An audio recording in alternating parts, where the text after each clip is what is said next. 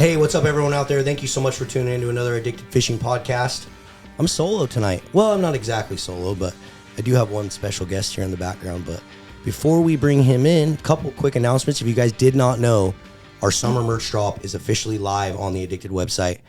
Tons of amazing new limited edition items that we created, from shirts to t-shirts to hoodies to new sun shirts to our really talk about new Addicted fillet knife. There's a ton of stuff, guys. Plugs, limited plugs. So check it out on addicted.fishing if you haven't yet. And yeah, so now let's bring in our special guest. So we have Nolan here from FishUSA. Hey, Marlin, what's going on? Hey, man, how you doing? Appreciate you jumping on for a little live or a little podcast tonight. And he's going to be on the live feed. Thank you for having me. I appreciate it. How's fishing been at home, dude? So if you guys didn't know, Nolan works for FishUSA. He lives in Erie, Pennsylvania. So how's fishing been out there? It's fantastic. Actually just got a chance to do some salmon fishing with one of our pro staffers, Richard Ajecki, Crazy Yankee Sport Fishing up on Lake Ontario, and it was unbelievable. I mean, if you want your arms ripped off, you got to do that. We had like 17 or 18 boated in just like a half day, like 4 or 5 hours, caught a 13-pound steelhead, just absolutely insane fishing. That's really freaking cool. How are you guys fishing for them?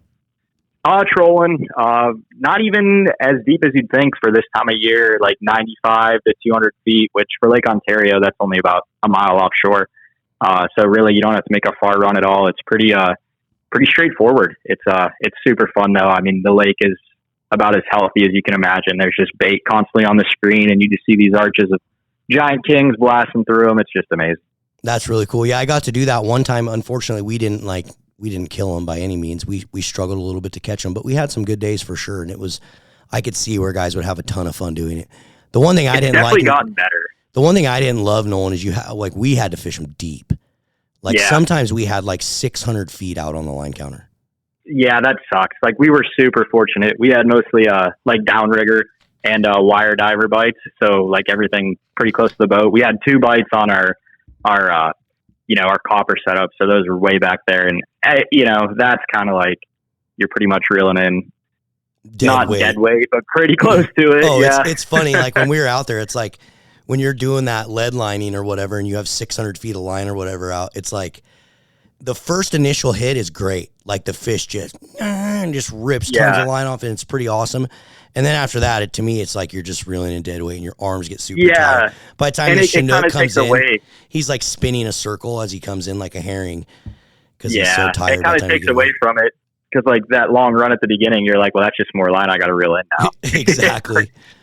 So that's cool. I'm glad I didn't know you could catch them. Yeah, I got to come up and do that in the spring or early summer. We went in like August, I think.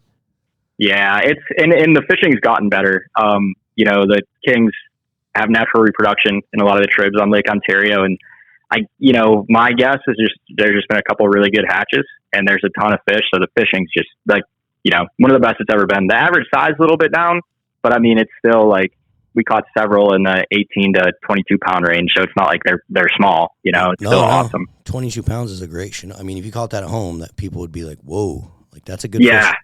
That's a really good fish. So, well, speaking of Chinook fishing, as you guys know, FishUSA is one of our amazing sponsors, and it sounds like this year, as you guys know, we've been trying to really help FishUSA a lot, giving them a ton of advice on like what they need to really support a lot of our fisheries. And it sounds like this year you guys are extremely stocked up for the buoy 10 fishery. Is that correct? Yes, sir. We've got everything you can imagine. I mean, whether it be rods, reels, line, baits, lures, flashers. I mean, anything you need, you should be able to find it here, no problem. Cool. Is there a way that, is there something special on the website? Do you guys have like a buoy 10 collection, or is there maybe like a graphic or something? Like if the guys are listening to the podcast and they want to go shop some salmon fishing gear, what's the easiest, quickest way for them to get to it on the website? Yeah. So coming up pretty soon here, probably in the next week or so, we'll have it linked right on our homepage there. And that'll take you to either just a buoy 10 selection or our Pacific Northwest salmon and steelhead offering. But then you'll be able to find everything there tailored to exactly what you're looking for. But yeah, you can just go right to the homepage here. Next week we'll have that linked up, and should be pretty straightforward to find it. And also too, if there's anything specific you're looking for, just type it in the search bar and you should get right to it. That's cool. And another thing too, guys, is if you go on FishUSA's oh my gosh, I can't talk, guys. I'm tired today.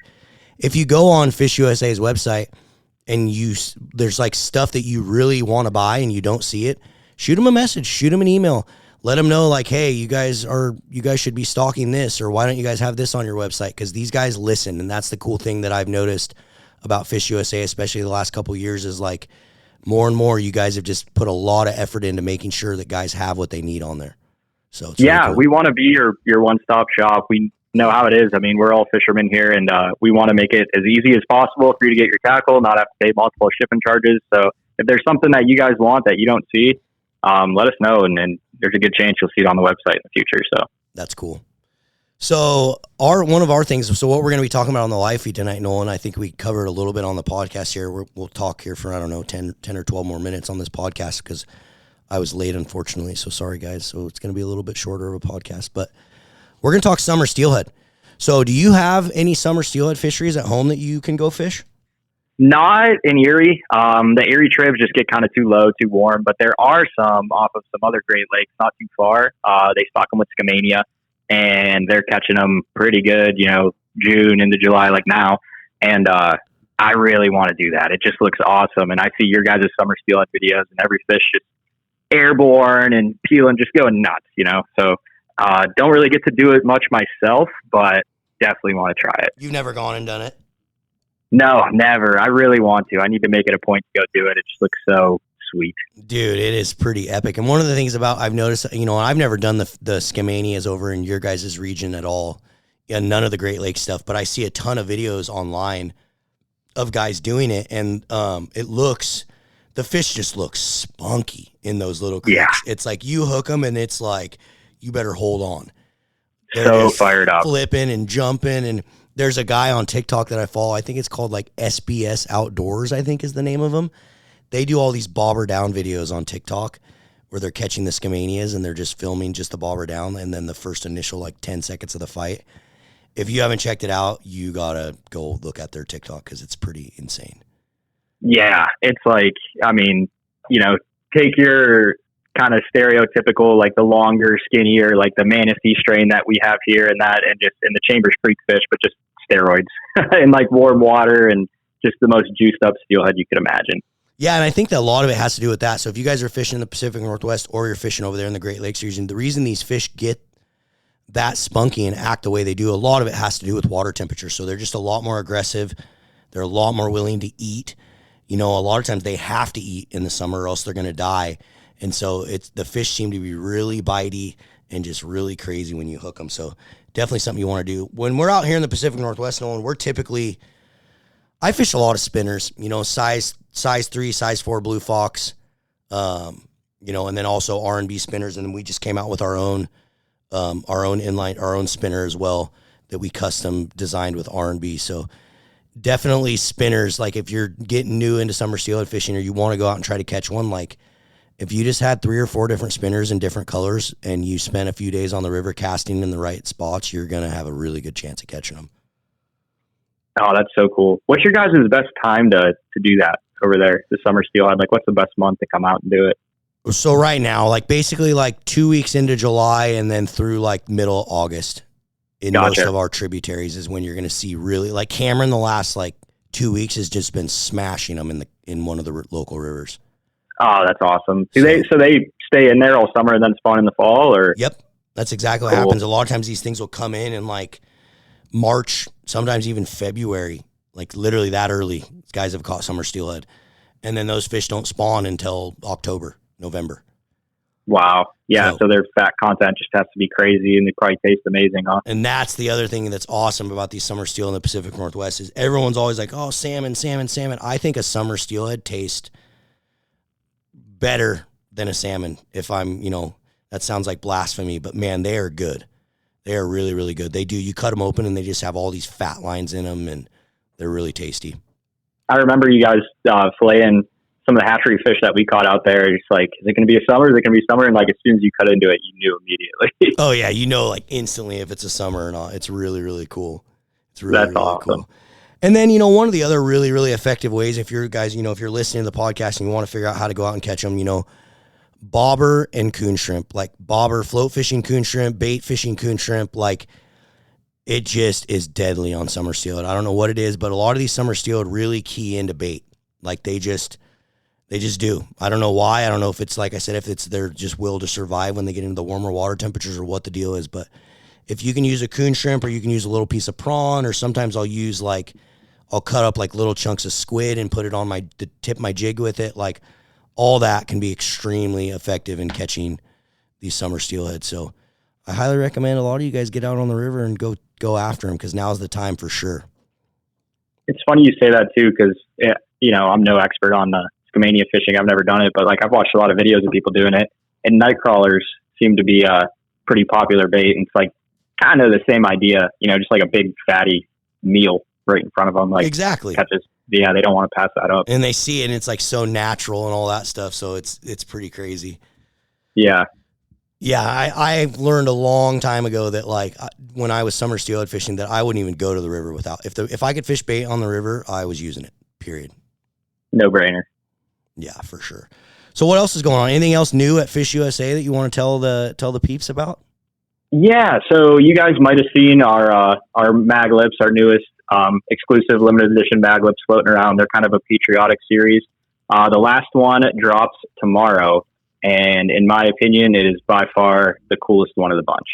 And then all 6 of those will be available. We're running low on a few of them, so if you guys are looking to get the whole set, I would keep an eye out for that one when it drops tomorrow, and probably try to get the whole set at once, because I have a feeling that definitely some of the first couple that dropped are probably going to be gone pretty quick. So, but if you haven't checked those out, go ahead and do that. You can really just go to our Facebook, FishUSA, and any of the most recent posts with the mag lips, the link is right there, and take you to the page with all 6 of them on there. I've been buying them. I've been buying them. Have you? I bought every single one of them up until now. Awesome. What do you think of them? I love them. Well, that's the thing. I've been buying 2. I've been buying one to keep and one to fish, because like blue and chrome and red are just some of my favorite colors for steelhead, winter and summer. Like they just smash them in our rivers over here. And so you guys did a really good job of coming up with good patterns, I think, that are not only fishy but look cool and are patriotic. So as soon as I saw them, I was like, yeah, I'm getting them. So yeah, that's all Doug and Jared over at Yakima there coming up with those colors. So good to hear that they nailed it. That's no surprise. But yeah, I mean, they look sweet, and obviously, a patriotic collection is going to be awesome no matter what. That was one thing I was wondering, obviously a lot of these guys buy them as collectible items, but I really want to know how many people are fishing with these. I mean, obviously a limited edition color is good no matter what. The fish have never seen that exact pattern before. So. 100%. And that's why whenever I buy them, I always buy 2. Yeah. I'm like, one for my collection and then one to fish. So yeah. I think a lot of this stuff, cool. The custom plug wave has really taken the fishing industry by storm, especially over the last, 6 months to a year. And so I think you're going to see a lot of collections like surfacing, 15, 20 years from now, where dudes have just collected all these plugs. It's going to be pretty cool to see. No doubt. And we love it. I mean, it's just awesome. Like, it's great to see how happy it makes some people. It's just new collectible item out there, and it's just cool to do, anything custom, getting creative, and, seeing how we can get these things out to people. It's just fun. We love doing it. So we're definitely going to keep up with it. So you guys definitely look for more exclusive plugs from FishUSA in the future. Yeah, well, I'm a big sports card collector. A lot of the addicts out there may not know, but I have a massive basketball card collection. I collect all sorts of sports memorabilia in the basketball world, and so it's been really cool for me, like trying to like lean into an emerging market of like collectible fishing lures. Like I think the more companies like FishUSA get on board, and some, like Bob's Sporting Goods launched a USA one this year as well, a custom one. Nice. And I think the more companies you see getting on that, the more you're going to see that collectible lure kind of market grow, which is cool in my opinion. It's a cool market.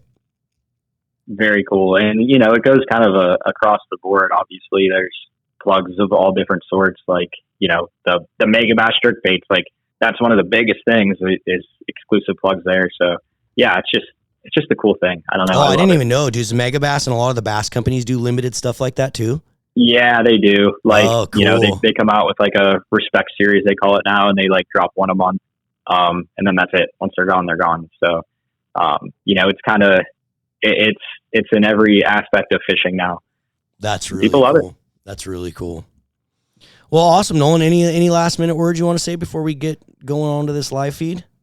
One more thing. We're dropping any addicted order. We're dropping a FishUSA coupon in there. So, if you guys are ordering that summer merch drop stuff, you'll see a FishUSA coupon and all those. So, kind of order from Addicted and still get a discount on your next FishUSA order. So that's awesome. I forgot we were doing that. That's right, guys. Every single order right now that's been going out since the drop has a FishUSA coupon in there and a nice little advertisement for their Buoy 10 drop and stuff. So, yeah.